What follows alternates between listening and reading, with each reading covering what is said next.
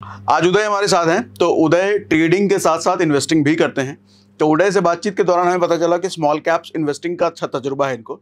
हमने क्यों नहीं सोचा कि आप लोगों को भी सीखने को मिले स्मॉल कैप स्टॉक्स चुनते कैसे हैं, उसमें इन्वेस्ट करते कैसे हैं, क्योंकि सबसे बड़ा मुद्दा यही है कि चुनना कैसे है। लार्ज कैप स्टॉक आपको इजीली दिख जाते हैं, स्मॉल कैप स्टॉक्स ज़्यादातर लोग करना चाहते हैं लेकिन चुनना नहीं आता। तो हम चुनना सीखें।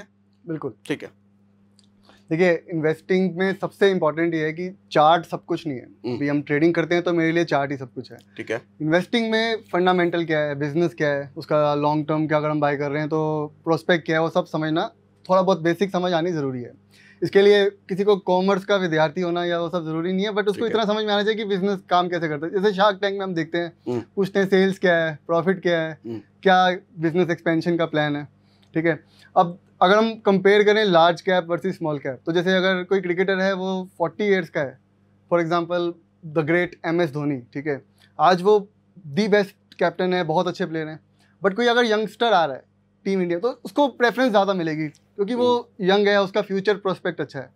जो अच्छा कर चुका है वो हो गया लार्ज कैप, तभी तो वो बड़ा बन गया। हाँ। बट जो आज छोटा है और बड़ा बन सकता है, पैसा तो उसी में बनेगा। लोग स्टार्टअप्स में पैसा लगाते हैं, तो इसीलिए लगाते हैं। हम शार्क टैंक में देखते हैं कि वो पैसा लगा रहे हैं छोटे छोटे बिजनेस में। अब स्मॉल कैप में बात ये है कि देखो, सारे बिजनेस छोटे छोटे बड़े बन जाए ये तो पॉसिबल है नहीं। बिल्कुल नहीं। आज से 20 साल पहले निफ्टी जो था, आज 5-6 कंपनी छोड़ के बाकी सारी बाहर जा चुकी है। जब निफ्टी का ये हाल है, जो इंडिया की लार्ज कैप कंपनी है, तो स्मॉल कैप में तो क्या होगा। बीच में 2008 जैसा साल आता है, बीच में कोई मार्केट क्रैश आएगा, कोविड जैसा, इसमें सफाई हो जाती है एक बार मार्केट की। सही में 5-6 कंपनियां बची हैं क्या? 5-6 बची है। ITC है, L&T, I think HDFC bank है, और L&T के बाद रिलायंस होगा। हाँ, बस यही 4-5 कंपनियां बची है। ओके। तो जब सिलेक्शन की बात आ रही तो उसमें बिजनेस समझना जरूरी है। उसमें भी थिंग्स कैन गो रॉन्ग। कोई जो बिजनेस का ऑनर है उसका सक्सेशन प्लान नहीं है, कोई चेंज आ गया ड्रास्टिकली। पहले हम कैमरास यूज़ करते थे कैसेट वाले, अभी डिजिटल कैमरा आ गया, बिजनेस ही खत्म हो गया।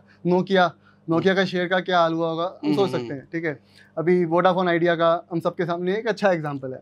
तो यहाँ पे फंडामेंटल्स अगर आपने देख लिया, भाई ये बिजनेस है, ये चल सकता है लंबे समय तक, छोटी कंपनी है, बड़ी बन सकती है, फिर उसका चार्ट देखना ज़रूरी है। दूसरा इसमें एक बड़ा इंपॉर्टेंट है कि मैं एक इन्वेस्टर को मिला था, उसके पास 300 स्टॉक्स थे। अब मैं कहा भाई 300 स्टॉक कैसे मैनेज करते हो, और सुनते तो हम यही है कि भाई थोड़े अच्छे से सेलेक्टेड स्टॉक का पोर्टफोलियो बनाओ। 300 स्टॉक ले लिए। अब इसमें देखो ये है कि 1-2 स्टॉक अगर हम लेते हैं या 4-5 स्टॉक लेते हैं, उसमें कोई एक आधा मल्टी बैगर बनेगा, उसके चांस कम है कंपेयर टू अगर हमने 100 स्टॉक ले लिए, उसमें से 1 या 2 मल्टी बैगर बन जाए। सेम थियरी शार्क टैंक में शार्क से अप्लाई करते हैं।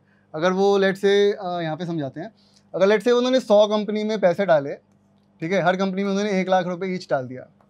अभी यहाँ पे अगर 50 कंपनियां, मैं कहता हूँ बंद ही हो गई, खत्म हो गई, तो उनके 50 लाख रुपए तो डूब गए। ठीक है। बट अगर 10 कंपनियां इसमें से ऐसी है जो उनका पैसा 100 गुना कर देती है, बढ़ जाती है, 20 गुना, उसकी भरपाई पूरी हो गई। तो यही थ्योरी अगर हम इन्वेस्टिंग में लगाएं स्टॉक मार्केट में, स्मॉल कैप स्टॉक्स, जब मार्केट में कोई स्टॉक का रेट नीचे आ रहा है, कंपनी अच्छी है, उसको ले रहे हैं जस्ट बिकॉज की बिजनेस समझ में आता है, जरूरी नहीं है चलेगा, बट ये पॉलिसी रखनी हमें ज़रूरी है। अब स्मॉल कैप में क्या होता है, चार्ट पे ना फ्लक्चुएशन बहुत होती है इस तरह, मतलब HDFC बैंक 20% चढ़ जाए घट जाए ऐसा नहीं होगा, 4-5% बढ़ेगा, 2-4-5% घटेगा। स्मॉल कैप 25% बढ़ गया 10 दिन में, 20% घट गया, ये 25% मैं खा लूँ और वापस नीचे में बुक कर ले लूँ और फिर वापस ऊपर बेच दूँ, ये सोच में लोगों का ना मूवमेंट छूट जाता है। वो कहते हैं अच्छा मैंने चलो यहाँ पे 25% खाया, ये थोड़ा गिरा, उनको पता नहीं पड़ता, अगले हफ्ते वो सो के उठते हैं, देखते हैं ये तो यहाँ पहुँच चुका है, आसमान में बढ़ चुका है। अब बाय एंड होल्ड, आपने लिया है कोई चीज़ तो उसको रखो। मैं ये नहीं कहता हूँ कि कभी बुक मत करो, बट बड़ा टारगेट लो, 50%, थोड़ा समय दो, 6 महीने के लिए लिया, या तो टाइम वाइज लो या प्राइस वाइज लो, भाई डबल हो जाएगा तो बेचूंगा। तो पहली चीज तो मुझे ये समझ आई कि हर स्मॉल कैप स्टॉक आपको रिटर्न दे दे, जरूरी नहीं है, प्लस हर रोज नहीं देखना उसको, हर रोज नहीं देखना। हाँ, ठीक है, लेके रखो आराम से, और ज्यादा स्टॉक्स लो, डर ना लगे, ताकि अगर आपने 10 लाख रुपए लगाने हैं तो एक स्टॉक में 1 लाख मत डालो, 25-25 हज़ार रुपए के ज्यादा स्टॉक ले लो, 40 स्टॉक ले लो 25-25 हज़ार से, 10-10 हज़ार के 100 स्टॉक ले लो, उसमें से कोई अगर एक भी 100 गुना हो गया तो आपके पैसे तो वहीं पूरे हो गए। और इसकी प्रोबेबिलिटी होती है, प्रोबेबिलिटी ज्यादा है, आपको 100 गुना करके दे दे। बहुत सारी स्टॉक्स हैं, हमने देखा कोविड से अभी तक 8 गुना 10 गुना तो हो चुके हैं। अगले और 10 साल वेट करते हैं और कंपनी अच्छी चलती है तो वहां से और 4 गुना 5 गुना बढ़ जाए, यानी 30-40 गुना का रिटर्न मिल जाए, बड़ी आराम से पॉसिबिलिटी है। हमने एशियन पेंट, बजाज फाइनेंस, कितने सारी हिस्ट्री देखी है। बट जो कर चुका है वो उससे हम एक्सपेक्ट करें कि करेगा, वो तो पॉसिबल नहीं है। तो आज small cap is the way, mid cap is the way, but उसमें अब हमें पिक करने के लिए मैंने एक तो ये बताया प्रोबेबिलिटी को अपने फेवर में लाने के लिए ज़्यादा ले लो, छोटी छोटी क्वांटिटी ज़्यादा स्टॉक में ले लो। दूसरा, हर रोज छोटे छोटे मूवमेंट नहीं देखने। अगर आपने डबल का टारगेट लिया, जैसे अभी हम ऑप्शन ट्रेडिंग में बात करते हैं भाई रिस्क टू रिवॉर्ड फॉलो करो, इधर भी वही रखो। या तो भाई एक अच्छा खासा इसमें हमें कोई फंडामेंटली दिक्कत दिख गई, कंपनी में कोई प्रॉब्लम आ गई, बिजनेस बंद हो गया, गवर्नमेंट ने कोई पॉलिसी ला दी, कोई बड़ी कॉम्पिटिटर कंपनी आ गई, बिजनेस सही है, सब सही है। बैंक फॉर एग्जांपल, प्राइसेस ऊपर नीचे होते रहते हैं बैंक्स के। आज अभी मैं एक चार्ट दिखाता हूँ, बैंकिंग स्टॉक है, स्मॉल कैप स्टॉक है, ठीक है। अब उसका प्राइस इस टाइम पे घटा हुआ है, 40% घटा हुआ है विदाउट एनी रीजन, ठीक है। अब अगर फ्यूचर की बात करें, बैंक्स तो रहेंगे ही रहेंगे, कोई जोमेटो का कॉम्पिटिटर आ जाए हो सकता है, ठीक है, या गाड़ी की जगह कोई और टेक्नोलॉजी आ जाए, मोबाइल की जगह कोई स्टारलिंक आ जाए टेस्ला का, बट बैंक तो रहेगा। बैंक एक ऐसा बिजनेस है जो काफी सेफ है। Again future is uncertain, but probability wise बंद भी होते हैं लेकिन बहुत कम गवर्नमेंट रेगुलेट करती है, प्रोटेक्ट करती है। तो अभी बैंकिंग स्टॉक में अगर वो भी मर्ज हो जाते हैं दूसरे के साथ, तो अगर हमें कोई स्टॉक में पैसे बच रहे हैं, दिख रहा है कि भाई ये घटा हुआ है, चार्ट समझ ना आना चाहिए थोड़ा बहुत, लेकिन चार्ट के साथ साथ जो मैंने अभी तक बातें बताई वो देखनी जरूरी है, ठीक है। अब हम चलते हैं उसके चार्ट पे, ठीक है। ठीक है, तो ये है IDFC का चार्ट। हाँ, अब देखिए जब स्मॉल कैप या इन्वेस्टिंग की बात आ रही है तो मैं डेली चार्ट नहीं देखता हूँ, वीकली चार्ट देखिए या मंथली चार्ट देखिए। डेली चार्ट ना देखने से ये होगा कि बीच की जो बहुत सारी फ्लक्चुएशन है ना, हार्ट अटैक आता है, वो खत्म हो जाएगी। अच्छा, चार्ट खोलने का मतलब ये नहीं है कि इसमें पैसा लगा ही देना, अपना एनालिसिस करना आप, बिल्कुल, बाकी उदय हमें सिखा रहे हैं। हाँ ठीक है, ठीक है। अब ये एक आप देखोगे तो एक अप ट्रेंड में स्टॉक चल रहा था। अप ट्रेंड कैसे पता लगेगा? यहाँ पे एक लो लगा, हाई लगा, उस हाई को इसने काट दिया, ठीक है, फिर एक हाई लग गया, ठीक है, फिर एक लो लगा, बट अब इस हाई को इसने यहाँ पे कट नहीं किया, यहाँ पे एक लोअर हाई लग गया, ठीक है, फिर एक नया लो लगा, बट इसने पिछले हाई को कट नहीं किया। अब वापस अप ट्रेंड रिज्यूम कब होगा? जब पिछले हाई को ये कट कर देगा 90 रुपये के आसपास, ठीक है। यहाँ से इसमें अगर हम कोई बाय करता है तो उसको मोमेंटम मिल सकता है कि भाई अब इसने ट्रेंड वापस अप साइड का रिज्यूम किया है। बट हम बात कर रहे हैं इन्वेस्टिंग की, बैंकिंग स्टॉक है, ऊपर से ही आप देखोगे तो ऑलमोस्ट 25-30% डाउन है, और डाउन आ सकता है, कोई दिक्कत नहीं है। बट अगर आपको इसके फंडामेंटल समझ में आ रहे हैं, अच्छी कंपनी को डिस्काउंट पे लेना है, जब डिस्काउंट पे होगा तो चार्ट थोड़ा खराब होगा उस टाइम पे, बट अगर आप इन्वेस्ट कर रहे हो तो जो टेक्निकल्स के रूल हम ट्रेडिंग में अप्लाई करते हैं उससे अलग करने, ये ऑप्शन तो है नहीं जो 4 दिन बाद जीरो। अच्छी कंपनी को उसके बुरे समय में लेना है, उसके बुरे समय में लेना है। अब इसका समय भी ठीक है, चार्ट ही बस डाउन है। आप अगर इसके प्रॉफिट देखोगे, बैलेंस शीट देखोगे, सब ठीक है, सब ठीक है, चार्ट ही बस थोड़ा सा डाउन है। तो ये हो गया डिस्काउंट। आज एप्पल का अगर हम देखेंगे, आज iPhone 15 चल रहा है मार्केट में, ठीक है, वो अगर एप्पल उस पर 50% डिस्काउंट दे देता है किसी कारण से, तो वो लेने की चीज है, ठीक है। अब एप्पल बोले मेरा 5 साल पुराना मॉडल 80% डिस्काउंट पे ले लो, वो तो क्या फायदा, राइट। तो अच्छी चीज को हमें डिस्काउंट पे जब मिले तब लेना है, ठीक है, इन्वेस्टिंग के लिए, ठीक है। ट्रेडिंग कर रहे होते तो मैं बोलता भाई इसको जब ये 100 रुपये पार करेगा, ब्रेकआउट आएगा तब लेना, वहां से 5-10% 15% मिल सकता है, ठीक है। इन्वेस्ट कर रहे हैं, मैं कहता हूँ यहाँ पे लो इसको, और गिरे और लो, बट इसके फंडामेंटल आपको अपने चेक कर लेंगे। अब कोई कहता है भाई मुझे तो तभी लेना है जब इसमें मोमेंटम शुरू हो, मेरे लेने के तुरंत बाद हो, ठीक है। देखिए ये चीज कोशिश की जा सकती है, लेकिन आपको एक गारंटी होनी चाहिए कि भाई अगर आपने लिया और वो उसके बाद गिर गया तो क्या आप इन्वेस्ट कर रहे हो, आपको नुकसान नहीं खाना है नेसेसरी, आपको रख लेना है या ऐड कर लेना है। आपने सोचा भाई मैं जनवरी में लूंगा और मार्च में बेचूंगा, आपको अगस्त तक रखना पड़ जाए, रख लो, कोई दिक्कत नहीं है, ठीक है। कितने सारे अच्छे स्टॉक थे जो आज से 1-1.5 साल पहले जब small cap mid cap down थे, मार्केट थोड़ी साइडवेज थी, नीचे थे, आज कहाँ पहुंच गए। जिसने रख लिए वो कमा रहा है, और जिसने देखा आज 10% मिल रहा है मैं बुक कर लेता हूँ, कल फिर से ले लूंगा। तो ये ट्रेडिंग से यहाँ पे साइकोलॉजी को अपनी अलग रखना है, ठीक है, ठीक है। अब इसके अंदर अगर हम बात करेंगे तो देखो वीकली चार्ट पे हमें यहाँ पे कुछ चीजें फिर भी टेक्निकली मैं यहाँ पे सिखाऊंगा जो देखनी आनी चाहिए, ठीक है। तो हमारा रूल क्या हो गया कि कोई स्टॉक अगर अप ट्रेंड में था, गया वो ऐसे ही होगा जिगजैग करके, आज उस अप ट्रेंड के आधे के नीचे वो नहीं आना चाहिए। अगर आधे के भी नीचे आ रहा है तो गड़बड़ है, प्रॉफिट बुकिंग आएगी, थोड़ा डिप आएंगे, कोई मार्केट का माहौल खराब होगा, निफ्टी भी आज बढ़ रहा है, कभी ना कभी नीचे आएगा, स्टॉक्स मार्केट के साथ घटते हैं। ये आधा आप डिसाइड कैसे कर रहे हो, मतलब टॉप पे प्राइस गया उसका आधा, या हाँ जहां से चलना शुरू हुआ, ये शुरू मतलब क्या, आज का या कब से? एक वीकली चार्ट पे हमें चार्ट जब देखेंगे तो एक मेजर ट्रेंड दिख जाएगा कि भाई ये शेयर वीकली, हाँ पिछले 1-1.5 साल पहले 30 पे था, आज 100 पे है, तो यहाँ से यहाँ तक ये बढ़ा है। जो भी पिछले 2 साल का हम एक ड्यूरेशन मान लेते हैं, जो भी 2 साल का लोएस्ट पॉइंट चार्ट पे दिखे वो हमारा लो हो गया, जो भी हाईएस्ट पॉइंट दिखे वो हमारा हाई हो गया, ठीक है। इस तरीके से वीकली चार्ट पे हम 2 साल का डेटा देख लेंगे, ठीक है। आज देखो न्यूज वाले बोलेंगे टॉप पे है, ब्रेकआउट कर रहा है, ले लो। यहाँ पे ले सकते हैं हम इसको, बढ़ भी सकता है ये, और ब्रेकआउट के बाद स्टॉक्स बढ़ते हैं, बट वो ट्रेडिंग पॉइंट ऑफ व्यू हो गया। फॉर मी इन्वेस्टिंग इसकी आज अच्छा स्टॉक फंडामेंटली सब कुछ सही है, किसी कारण से भी नीचे मिल रहा है, 25-30% नीचे मिल रहा है, 10-15% और आ सकता है, लूंगा, थोड़ा और नीचे आएगा, ऐड करूंगा, रखूंगा, जब तक यहाँ से 1 साल 2 साल 3 साल लगते हैं कोई बात नहीं, जब तक यहाँ से 50% 100% जो भी टारगेट सोचा है वो नहीं आता, इस पॉलिसी से इसको रखेंगे। और एक से ज्यादा स्टॉक में पैसे लगाएंगे, ये नहीं चाहेंगे कि हर स्टॉक हमारा डबल हो, ट्रिपल हो, ज्यादा होगा भी नहीं। ज्यादा लेंगे तो उसमें क्या कि प्रोबेबिलिटी हमारी बढ़ जाती है कि कोई स्टॉक 10 गुना पहुंच गया, कोई 5 गुना हो गया, कोई 3 गुना हो गया, कोई नहीं चलेगा। ठीक है, उनके लिए लक्ष्मण रेखा है हमारी। तो नुकसान तो हमारा एक लिमिटेड ही है, 20% 25% ऑन एन एवरेज एक स्टॉक में।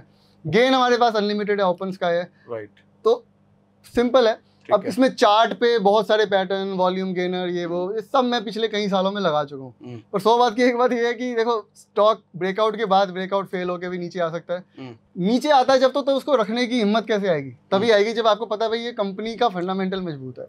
तो इन्वेस्टिंग में, चाहे ट्रेडिंग के लिए मैं पूरा टेक्निकल चार्ट ही देखता हूँ, इन्वेस्टिंग में मैं फंडामेंटल को इंपॉर्टेंस देता हूँ। अब फंडामेंटल कोई ये नहीं है कि बहुत ज्यादा आपको देखना है, कुछ 2-3 पॉइंट्स जो मेरे को जितने समझ में आते हैं, I am also science student, तो मेरे को कॉमर्स ज्यादा नहीं आती, बट जो आते हैं बताऊंगा। पहली चीज है कि कंपनी जो है प्रॉफिट में होनी चाहिए। प्रॉफिट नहीं है, रिस्क है हमेशा। मैंने खुद ने पेटीएम में पैसे लगाए थे, बट डूब गया। अभी प्रॉफिट नहीं था उस कंपनी का। कोई कंपनी प्रॉफिट नहीं कर रही है तो दिक्कत है। प्रॉफिट में नहीं है आज, बट उसका आउटलुक है कि भाई मैं प्रॉफिट में आ जाऊंगी 1 साल 2 साल। क्यों? जब दिख रहा तो प्रॉफिट नहीं है तो बस लगा दिए। अभी बुलाए कि जाने का नहीं, हवा में चलेगा। ओके, तो मैंने एक्चुअल में आईपीओ पे लगाए थे पेटीएम के उस टाइम पे। अच्छा। मैं एक्चुअल में ब्रांड्स जो होते हैं ना, उनमें पैसा लगाना पसंद करता हूँ। उस वक्त भी प्रॉफिटेबल नहीं था आईपीओ के टाइम पे? उस टाइम पे भी नहीं था, बट उस टाइम पे आउटलुक था, हवा थी कि आ जाएगा, मार्केट तेज थी। अब लेकिन उसको एक अच्छी गलती नहीं करी मैंने कि ऐड नहीं किया। आज कोई ऐड कर रहा है उसको 2000 का 1500 पे, 1200 पे, 800 पे थक गया, 400 आ गया, ऐड नहीं किया, लक्ष्मण रेखा ड्रॉ करी। अगर उसने मेरा लो तोड़ा, जो भी लेवल था तोड़ा, निकल गया चुपचाप। नुकसान हुआ बट कोई दिक्कत नहीं। आज मेरे किसी कंपनी में मैंने 1 लाख रुपए लगाए और वो 70,000 हो गए, निकल गया मैं। ये 70 अगर मैं किसी अच्छी कंपनी में लगाऊंगा वापस 1 लाख हो जाएंगे। पर अगर मैं बैठा रहूंगा उसी में, येस बैंक और कितने सारे DHFL पिछले सालों में कितने एग्जांपल हैं जो 2-2, 3-3 रुपए पे आ गए, खत्म हो जाते हैं, लोग निकल नहीं पाते हैं, इमोशनली अटैच हो जाते हैं। राइट। तो पहला पॉइंट था हमारा प्रॉफिट का। ठीक है। दूसरा पॉइंट है आपका जो स्टॉक है उसका बिजनेस आपको समझ में आना चाहिए। कंपनी में कोई भी एक एग्जांपल, 1-2 नाम लूंगा ना, लोगों ने नाम सुने होते हैं पर उनको खुद को नहीं पता होता कंपनी करती क्या है, ना उनकी वेबसाइट, ना उनका पेज पढ़ के समझ में आएगा क्या करती है। फॉर एग्जांपल एक IT कंपनी है, ये स्टॉक 300 गुना बढ़ चुका है भाई साहब पिछले 2-2.5 साल में। कौन सी? नाम ले सकते हैं? हाँ ले सकते हैं। इसका नाम है इज्मो। इज्मो? हाँ इज्मो। अच्छा, 300 गुना बढ़ चुका है 1.5 साल में? 1.5 साल में। ये 12-13 रुपए पे मैं इसको देखना शुरू किया था। थोड़े मैंने भी इसमें बीच में पैसे भी डाले थे, प्रॉफिट भी किया। आज ये 350 का है। अच्छा, हाँ ठीक है। अब ये क्या करती है एग्जैक्टली मुझे आज तक समझ नहीं आया। ओके, ठीक है। तो पैसे भी नहीं डाले? बीच में डाले थे, थोड़े बहुत निकाल दिए, लेकिन IT कंपनी है, लेकिन इसका बिजनेस क्या है, क्लाइंट क्या है, ऐसे बहुत सारे मार्केट में नाम होंगे, सर्किट लग रहे हैं, लोग मेरे को चार्ट बेचते हैं, सर ये स्टॉक देखो। कंपनी क्या करती है, ना सिर है ना पैर है।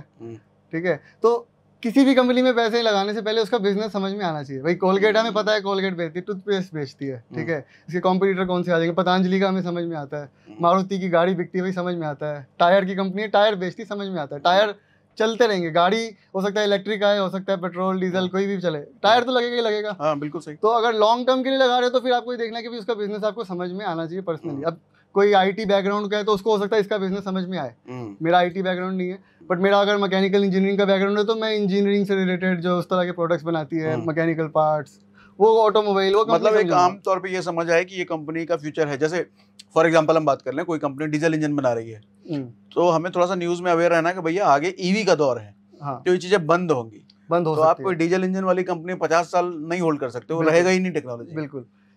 या फिर इसको दूसरे तरीके से देखें तो आज EV की हवा चल रही है, लोग EV के नाम पे कोई भी उटपटांग स्टॉक ले रहे हैं, ये कर रही है। बट अगर आपका वो बैकग्राउंड नहीं है, आप उस इंडस्ट्री में नहीं हो, ना आपकी जॉब है ना आपकी पढ़ाई है, सिर्फ हवा सुन ली, न्यूज सुन ली कि भाई ये कंपनी में पैसे लगा, किसी में भी नहीं डाल दिया। हाँ। अब आपका बैकग्राउंड है तो आपको समझ में आएगा भाई EV में क्या चल रहा है, कौन सी कंपनियां काम कर रही है। तो जो आपका हर आदमी का कुछ ना कुछ बैकग्राउंड होता है, कोई फैमिली बिजनेस, कोई पढ़ाई, कोई सर्कल, कुछ भी नहीं है तो अपने आसपास देख सकते हैं हम। मैं गुड़गांव में रहता हूँ तो मुझे डीएलएफ की प्रॉपर्टी दिखती चारों तरफ, तो डीएलएफ का बिजनेस समझ में आता है। सड़क पे चलते हैं तो गाड़ी दिखती है, उसका बिजनेस समझ में आता है, भाई ये कंपनियों की गाड़ियाँ हैं, इसके टायर लग रहे हैं, बिजली आ रही है तो कौन सी कंपनी प्रोवाइड कर रही है, सड़क कौन सी कंपनी बना रही है। तो जो बिजनेस समझ में आए बिजनेस देखना जरूरी है। ठीक है। तीसरा पॉइंट डेट है। अगर कंपनी पे कर्जा है बहुत ज्यादा, किसी कारण से उसने लोन ले रखा है या कोई भी उसकी डेट के अंदर कंपनी है, तो उसको फिर दिक्कत आ सकती है। डेट तो लेकिन सब कंपनियों में होता है। देखो मैंने बिजनेस किया था आज से कुछ 8 साल पहले तक मैं बिजनेस ही करता था, और बिजनेस में मैंने डेट लिया था, बिजनेस एक्सपेंशन के लिए लिया था। समझ में आता था भाई मैंने जो डेट लिया है क्यों लिया है, बिजनेस एक्सपेंशन के लिए लिया है। डेट के सामने हमारे पास प्रॉपर्टी थी, हमारा टर्नओवर था, सब कुछ था, ठीक है। अभी कई कंपनीज में अगर आप उनके फंडामेंटल देखो तो पाओगे कि प्रमोटर ने अपने शेयर्स प्लेज कर रखे हैं, घर लेने के लिए प्लेज कर रखे हैं। एक कंपनी के बारे में मैं देख रहा था, उसने इंटीरियर करा रखा है 14-15 करोड़ रुपए का, रेंट पे ऑफिस ले रखा है, उसमें 14-15 करोड़ का इंटीरियर करा रखा है। अभी आज मैं कोई ऑफिस रेंट पे लूँ तो उसमें चलो थोड़ा बहुत तो बनता है, बट 14-15 करोड़ का इंटीरियर नहीं कराऊंगा। अब मैं उस चीज़ के लिए डेट ले रहा हूँ, मेरे को कोई गाड़ी लेनी है उस चीज़ के लिए मैं डेट ले रहा हूँ। तो ये सब चीज़ें भी देखो, पूरा इन डेप्थ हम नहीं जा सकते, हमारे पास रिसर्च टीम नहीं है as a retail trader, but जितना हो सके सोशल मीडिया बहुत पावरफुल है, न्यूज़ आती रहती है। किसी कंपनी में हम अगर पैसे लगा रहे हैं तो उसके मालिक कौन है, उसको चला कौन रहे हैं, छोटा मोटा पता होना चाहिए आदमी को। तो ज़्यादातर कंपनी अगर हम जो देखेंगे जो बंद हुई उनके ऊपर डेट था। आज अभी रिलायंस का शेयर बहुत अच्छा कर रहा है, बट आज से 4 साल पहले जब रिलायंस पे डेट था 500-600 करोड़ का, तो उस टाइम पे शेयर परफॉर्म ही नहीं कर रहा था। 5 साल 4 साल का पीरियड आप चार्ट देखोगे तो रिलायंस ब्रेकआउट ही नहीं कर रहा था और ना परफॉर्म कर रहा था। बट जब अंबानी जी ने, मुकेश जी ने बोला कि भाई अब हमारा डेट क्लियर करने का प्लान है, अगले 3 साल में हम डेट खत्म करेंगे, ऐसे ऐसे करेंगे, तो वहाँ से ब्रेकआउट कर गया। 600 रुपये का शेयर आज 3000 पे है, 5 गुना हो गया रिलायंस। तो डेट है अगर कंपनी पे तो दिक्कत है। तो अभी क्योंकि कोई कंपनी ने कर्जा ले लिया, चाहे अच्छे के लिए लिया कि भाई हम बिजनेस ही बड़ा करेंगे, बट जब तक मार्केट को अनसर्टेनिटी है कि भाई ये अच्छा कर पाएंगे कि नहीं कर पाएंगे। मतलब ये नॉर्मल आदमी के भी देख सकता है। कोई आदमी अगर कर्जे में डूबा हुआ है, कर्जे में तो लोग उसको उधार नहीं देते, और बिल्कुल ये कहाँ से वापस करेगा। तो सेम कंपनी का भी हिसाब किताब है, कंपनी ऑलरेडी कर्जे में है, आपको क्या कमा के देगी। बिल्कुल। अभी डीएलएफ है तो डीएलएफ का आज की डेट पे हम देखेंगे तो चार्ट भाग रहा है, स्टॉक भाग रहा है। जब डीएलएफ डेट में था तो बिल्कुल स्टॉक आप देखोगे तो 2008 से लेके 2019-20 तक बिल्कुल नहीं मूव किया। जब उनका डेट क्लियर होना शुरू किया, उन्होंने बोला भाई हम अपना डेट 2022 तक खत्म कर देंगे। आज 2024 में मल्टी बैगर बन चुका है डीएलएफ। लेकिन जब तक कंपनी पे कर्जा है और कर्जे का आइडिया नहीं कि कैसे उतरेगा, तब तक थोड़ा सा इन्वेस्टर लोग पैसा नहीं लगाते हैं। तो ये एक बेसिक पॉइंट है। अब ये किसी भी वेबसाइट पे जो ऑनलाइन गूगल पे में आपको मिल जाएगी जानकारी, वहाँ पे आपको पता पड़ जाएगा भाई कंपनी पे डेट है कि नहीं है। फंडामेंटल एनालिसिस करी कराई वेबसाइट्स मिल जाती है, आपको बेसिक जानकारी रखनी है। मैं ये कहता हूँ भाई बातों में आके, अफवाह में आके चार्ट नहीं लेना। न्यूज़ सुन ली, चार्ट स्टॉक देख लिया, ले लिया, बाद में पता ही नहीं हो ना कंपनी क्या करती है, ना उसका मालिक कौन है, ना उस पर कर्जा कितना है, तो फिर वो लॉन्ग टर्म में तो बिल्कुल ही बनता रहा होने वाला है। मार्केट की तेजी में तो चढ़ जाएंगे, जब मार्केट डाउन आएगी तो अच्छे स्टॉक वापस रिकवर करेंगे डाउन आके, खराब स्टॉक नीचे के नीचे नीचे साफ। ठीक है, वंडरफुल। तो ये पॉइंटर्स हैं, और भी कुछ इसके अलावा नहीं, बस ठीक है, wonderful. Thank you very much Uday, small cap stocks choose करने की स्ट्रैटेजी बताने के लिए। और आपका कोई सवाल हो तो कमेंट बॉक्स में जरूर लिख करके बताइएगा। Thank you Uday. Thank you.